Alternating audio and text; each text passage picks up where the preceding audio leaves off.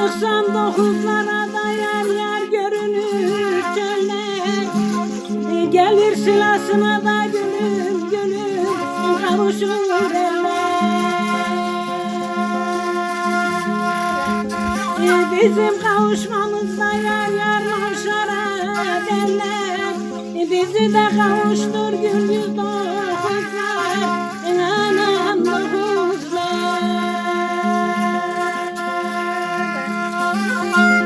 Tek elinden ayağında kışladım, oturdum da yere mendil işledim. Yarının elinden üstünden de anam anam uçan kuşların, vurup kanadını da kırmaya geldim, kırmaya geldim.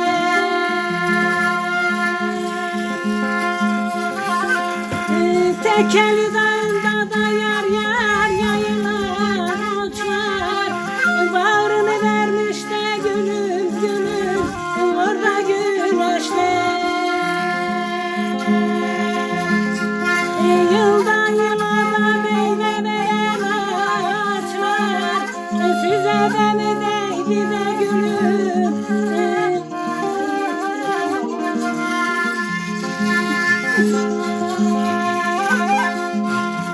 Tekeli dağında da yar yar yar çok olur gülen. Herkes sevdiğini de gülüm gülüm böyle mi arar? Dökülmüş yaprağı da anam anam bozulmuş dağlar. Oyna öyle. Kapat abi. Unutuyorum abi ya. Sil oraları. Babayı sil.